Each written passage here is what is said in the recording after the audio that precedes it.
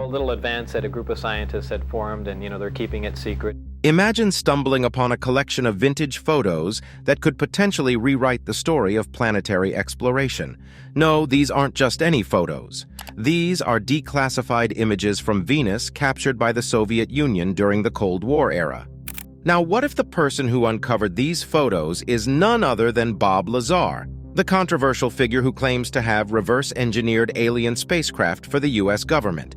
The sheer improbability of this scenario might make you skeptical, yet it's a narrative worth exploring. Strap in as we delve into a story where history, science fiction, and modern-day controversy collide. Who is Bob Lazar? Introducing the enigmatic figure. Bob Lazar is a name that either elicits expressions of incredulous disbelief or nods of agreement, depending on whom you ask. He first burst into public consciousness in 1989, when he appeared on a Las Vegas news channel, hiding his identity and using the alias Dennis. Lazar claimed to have been employed at a site known as S4, located near Area 51 in Nevada. According to him, this secretive location was where the U.S. government was actively involved in the reverse engineering of alien spacecraft. The most remarkable aspect of his claim was the detailing of an element, which he referred to as Element 115, used for the propulsion of these otherworldly vehicles. At the time of his revelation, the element was not yet on the periodic table, though it was later added and is now known as moscovium. While the scientific community has not found the element to possess the miraculous properties that Lazar ascribed to it, the existence of element 115 added a layer of eerie credibility to his claims for some. Lazar's educational and professional background has been the subject of much scrutiny and debate. He insists that he studied at MIT and Caltech, although no records exist to verify these claims. Various skeptics have also pointed out inconsistencies and gaps in his resume, but Lazar maintains that his records were erased to discredit him. The lack of verifiable history makes it challenging to ascertain the truth, adding to the enigma surrounding him. Over the years, Lazar has faced legal troubles, including a conviction for involvement in a prostitution ring and the illegal sale of chemicals. Critics often cite these incidents as evidence against his credibility. However, Lazar's advocates argue that these could be tactics to further marginalize him and discredit his explosive claims about government secrets. What's intriguing is that, despite the challenges and criticisms, Lazar has not wavered from his original narrative. He even participated in a documentary about his life, released in 2018, wherein he reiterated his initial claims without significant alteration. In the realm of ufology and conspiracy theories, Bob Lazar is a polarizing figure. His name has become synonymous with Area 51, UFOs, and government cover-ups. Some believe that he's a fraud, a storyteller capitalizing on the public's fascination with the unknown. Others argue that he's a whistleblower, revealing deeply guarded secrets at great personal risk. Whether one considers him to be a charlatan or a messenger of uncomfortable truths, Bob Lazar has irrevocably etched his name into the annals of modern folklore. His recent purported discovery of declassified photos from Venus by the Soviet Union adds another bewildering chapter to the Book of Lazar. It's this newest claim that forms the crux of our discussion, a fascinating intersection between the storied past of space exploration and the never-ending quest for knowledge. Venera missions, focusing on the Soviet Union's Venus expeditions. In the midst of the space race, while the world was captivated by lunar landings and astronauts floating in zero gravity, the Soviet Union was eyeing a celestial body that was even more shrouded in mystery: Venus. The Venera missions, a series of space probes dispatched to our sister planet, were groundbreaking but often overshadowed by the drama surrounding the moon expeditions. The Venera program began in the early 1960s, and it would ultimately include more than a dozen missions over several decades. Early Venera missions faced their share of challenges, including equipment failure and loss of communication, but they set the stage for more successful endeavors. Venera 4, launched in 1967, was a triumph as it became the first spacecraft to transmit data from another planet's atmosphere. Its successor, Venera 7, achieved the remarkable feat of being the first to successfully land a spacecraft on another planet and transmit data back to Earth, despite enduring temperatures and pressures that would instantly destroy most human-made objects. One of the most stunning achievements was Venera 9, which sent back the first black and white images of Venus's surface. While those images were not of high quality by today's standards, they were revolutionary at the time. The planet's terrain, filled with rocks and ledges, was far different from the smooth surface that many had speculated. This mission alone reshaped our understanding of what Venus might actually look like and raised questions about its geological history. However, the legacy of Venera is not solely about firsts and broken records.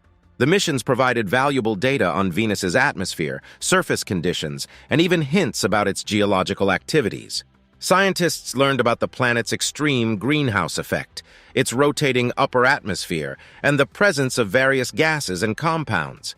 These findings laid the groundwork for understanding Venus's climatic conditions, which are often cited in discussions about climate change on Earth.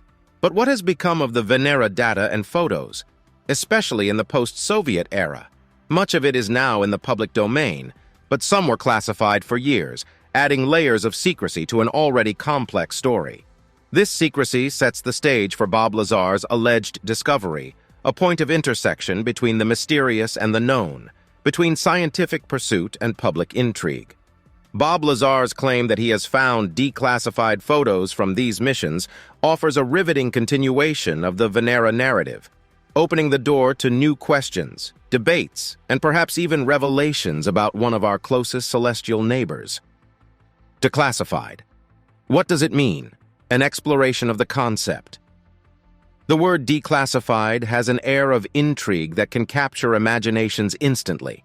It implies that something was once so sensitive, so confidential, that it was hidden from public view by government or organizations wielding considerable power. When such information is finally revealed, it often sparks debates, investigations, and occasionally, paradigm shifts in our understanding of the world. The term itself is rooted in the realms of government secrecy and intelligence, a lexicon that fuels conspiracy theories and speaks to broader themes of transparency, power, and public interest. Declassifying a document or photograph typically means that it has been stripped of its confidential or restricted status. This process usually happens after an assessment has determined that the information no longer poses a risk to national security or, in the case of scientific missions, could be of public or academic interest. However, declassification is not always a straightforward process. Governments have their own agendas and may choose to hold on to information that they believe could be politically or socially incendiary. Additionally, what is made public is often a sanitized version, with sections redacted or removed entirely. The idea of declassified information about space missions taps into the age-old human fascination with the unknown, the realm beyond our planet. This allure is further heightened when the information pertains to other celestial bodies that have captivated human interest for millennia. In the case of the Soviet Union, the secretive nature of its governance made the prospect of declassified information even more tantalizing. Given that the Venera missions took place at the height of the Cold War, it's plausible that photographs or data could have been kept under wraps, only to be released many years later. Bob Lazar's claim that he has found declassified photos from the Venera missions is compelling for several reasons. Firstly, if true, it adds a new chapter to Lazar's already controversial narrative, imbuing it with a sense of credibility that many might find hard to dismiss. Secondly, such photos could offer fresh insights into Venus, a planet that remains a subject of scientific curiosity due to its extreme climatic conditions and geological mysteries. Lastly, the very act of these photos becoming declassified could signal a shift in how governments view the importance of sharing space exploration data with the public. The concept of declassified is, therefore, not just a bureaucratic term. It's a gateway to hidden chapters of history, waiting to be opened.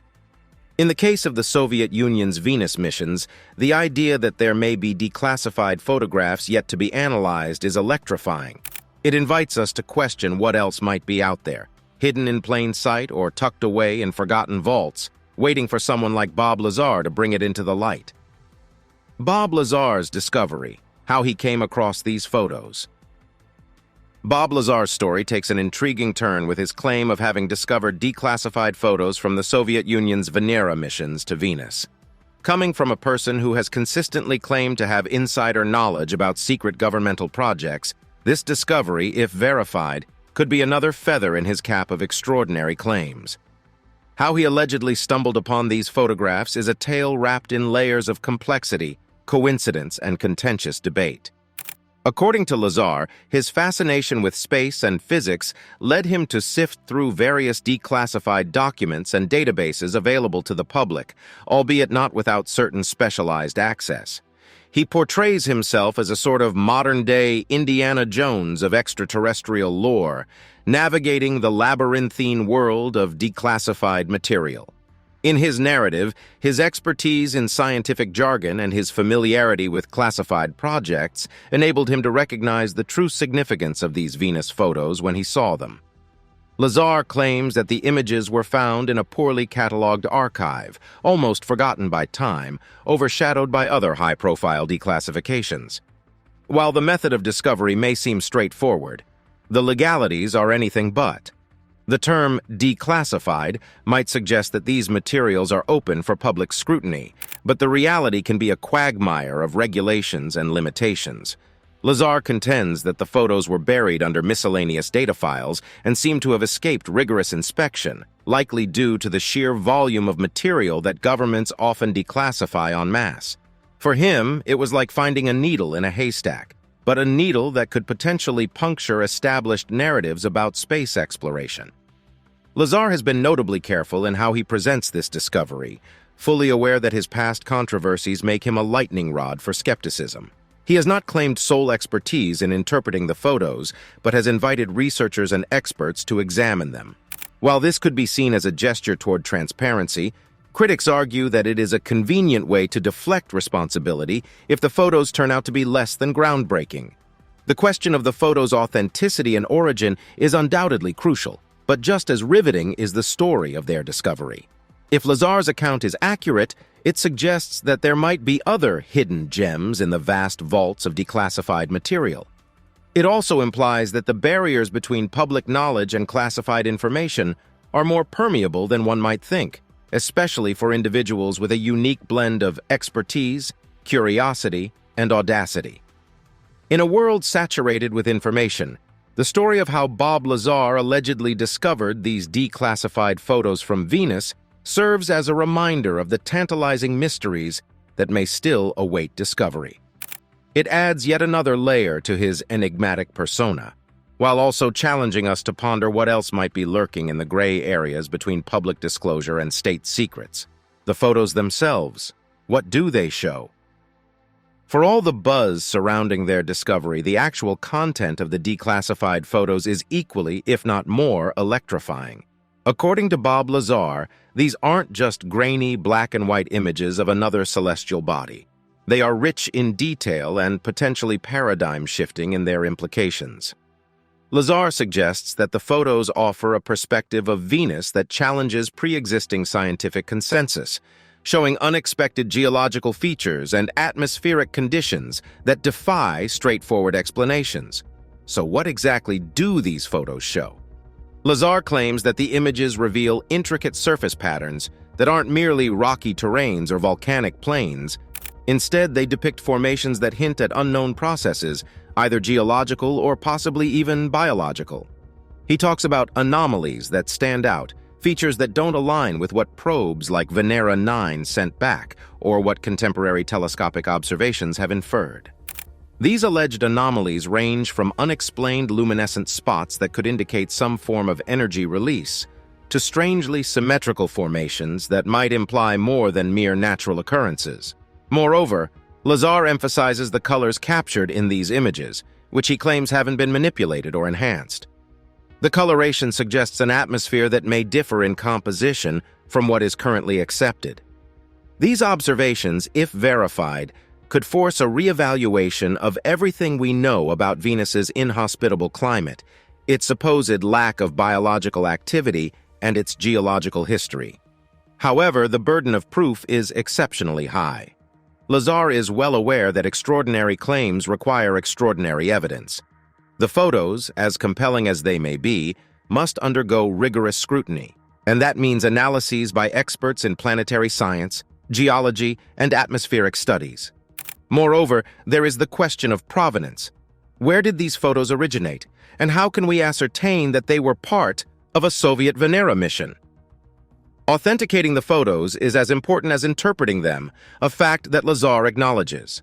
Nevertheless, if the photos pass these tests, their impact could be far-reaching, touching not just upon our understanding of Venus, but also upon broader theories about planetary formation, solar system dynamics, and even the possibilities of life elsewhere. They could also rekindle public interest in Venus, which has often been overshadowed by Mars and more distant cosmic bodies in recent years. The declassified photos, as described by Lazar, tantalize with their potential for novelty and breakthrough. But potential is the operative word here. Without verification and scientific validation, these images will remain at the fringes of serious discourse, yet they beckon with the promise of the unknown, a siren call for those who look to the heavens and wonder, what else is out there? Why is this significant? Understanding the importance of the photos. If the declassified photos are authentic, their significance reaches far beyond the realm of mere curiosity. Indeed, the implications would ripple through various disciplines, from planetary science and astronomy to geopolitics and public understanding of space exploration. At the core of this is the opportunity for a renewed narrative about Venus, and by extension, our understanding of the solar system and perhaps even the universe at large. Firstly, let's consider the scientific implications. Venus, often dubbed Earth's sister planet due to its similar size and composition, has been a subject of fascination and inquiry for decades. Yet despite numerous missions, our knowledge remains incomplete, often relying on computational models and Earth-based observations. The introduction of new, high-quality photos could spark renewed scientific debates and perhaps even inspire future missions. Moreover, if the photos reveal features or anomalies that defy current understanding, they could serve as the foundation for groundbreaking research, challenging prevailing theories about planetary atmospheres, geological activities, and even astrobiology. Politically, the photos' declassification would provide a fascinating look into the Cold War era's secretive endeavors. Understanding what the Soviet Union knew, how they interpreted their findings, and why they chose to classify these photos could provide invaluable historical context. This could potentially shed light on the motivations and decisions that shaped space exploration policies during one of the most politically charged periods in modern history. From a societal standpoint, the photos could reignite public interest in space exploration. Despite the monumental achievements of recent Mars missions and plans for lunar colonies, space exploration has largely receded from the public's imagination. Authentic, groundbreaking photos from Venus could bring it back to the forefront, inspiring a new generation of scientists, engineers, and ordinary people. The possibilities for educational programs, documentaries, and public discourse are virtually limitless. Finally, the very fact that these photos were discovered by a figure as polarizing as Bob Lazar adds another layer of significance. Whether you view him as a maverick whistleblower or a sensationalist, his involvement ensures that the photos receive a level of public attention they might not otherwise have garnered. This could serve to democratize access to this scientific information, inviting public scrutiny and debate in a way that bypasses traditional academic gatekeeping. The significance of these declassified photos, if verified, is multifaceted and far-reaching. They represent more than just a discovery.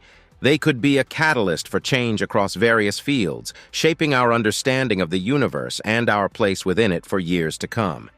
Skepticism and controversy, existing doubts and criticisms. Bob Lazar is no stranger to skepticism and controversy. In fact, they seem to be his constant companions. The declassified photos from Venus, as provocative as they are, enter a public space already steeped in doubt about Lazar's credibility. For many, the question isn't just about what the photos show, it's also about whether we can trust the man showing them to us. To begin with, Lazar's own history is checkered with claims that have divided opinion. His allegations about reverse engineering extraterrestrial technology at Area 51 have been met with everything from fervent belief to outright dismissal. Academic and professional credentials have been a point of contention, with some critics suggesting that Lazar embellishes or even fabricates parts of his resume to bolster his claims. In this environment, even the most extraordinary evidence, like the photos from Venus, risks being overshadowed by the man presenting it. Another point of skepticism is the origin of the photos. While they are purportedly declassified, confirming their chain of custody is vital for their scientific validation. Even if they originated from a Soviet Venera mission, how did they end up in a declassified archive? Could they have been tampered with or misinterpreted along the way? These questions need answers before the scientific community can take the photos seriously. The nature of the photos also lends itself to scrutiny. High-quality images from a Soviet space mission from decades ago would undoubtedly have been a point of pride and propaganda. Why then were these photos classified to begin with? What did the Soviets see or think they saw that prompted such secrecy? The fact that they have been declassified without any fanfare or official commentary adds another layer of puzzlement. In terms of scientific skepticism, extraordinary claims require extraordinary evidence. Anomalies in the photos, like unexplained luminescent spots or puzzling geological formations, would need to be corroborated by other means. They cannot be accepted at face value, especially not when they come through a channel as polarizing as Bob Lazar. Researchers and scientists would need to replicate findings, either by comparing them with existing data from Venus or planning new missions to corroborate the observations. Finally, there is the specter of confirmation bias. People often see what they want to see, interpreting evidence in a way that supports their pre-existing beliefs. This is as true for enthusiastic ufologists who might readily accept Lazar's every claim as it is for hardcore skeptics who dismiss anything associated with him. The skepticism and controversy surrounding the declassified Venus photos are not just a side story, they are central to the narrative. Understanding and addressing these doubts is crucial for any meaningful discourse about what these photos signify and how they could impact our understanding of Venus, space exploration, and perhaps even Bob Lazar himself. The ongoing conversation. What does this mean for science and the public? As tantalizing as the declassified Venus photos are, they open a door to a much larger, evolving conversation, one that extends well beyond Bob Lazar or the Soviet Union's Venera missions. Whether verified or debunked, the photos have catalyzed a debate that intersects with multiple areas of human endeavor: science, politics, and public opinion, to name a few. This is a conversation that is still very much in its infancy, and its development will be fascinating to observe in the coming years. For the scientific community, the photos, if authentic, represent a complex puzzle, an intellectual challenge with the potential for game-changing breakthroughs. This could pave the way for new research grants, ignite collaboration between international space agencies, and rekindle a passion for Venusian studies. Even if the photos prove inconclusive or deceptive, the scrutiny they undergo could refine scientific methodologies and foster a more nuanced understanding of planetary exploration. Either way, science stands to benefit from the vigorous debates and inquiries these photos will undoubtedly provoke. From a political standpoint, the photos could influence policy decisions and budget allocations for space exploration. The renewed interest in Venus might encourage governments to invest in new missions, in international partnerships, or even in educational programs that capitalize on this high-profile discovery. The Cold War era's secrecy may be long gone, but its remnants, like these declassified photos, continue to echo in the political landscape, reminding us that space is as much a field for geopolitical maneuvering as it is for scientific discovery. As for the public, the conversation takes on a different but equally important dimension. In an era where information is abundant yet fragmented, the photos serve as a rallying point for collective imagination and debate. They remind us that space exploration is not a closed book but an ongoing story, replete with mysteries waiting to be solved and worlds waiting to be discovered. They challenge us to think critically, to weigh evidence, to engage in constructive dialogue, and to dream about what might be possible. Whether one views Bob Lazar as a hero, a provocateur, or something else entirely, His role in bringing these photos to light has undeniably fueled public interest in a subject that might otherwise have remained confined to academic journals and specialist conferences. The ongoing conversation about the declassified Venus photos by the Soviet Union is an intricate tapestry of scientific curiosity, political intrigue, and public engagement. Regardless of where one stands on the credibility of the photos or of Bob Lazar, the dialogue they have initiated is a testament to their enduring power to captivate and challenge us. They invite us to participate in a conversation that, while centered on a distant planet, is ultimately very much about our own world, our methods of understanding it, and our visions for what lies beyond.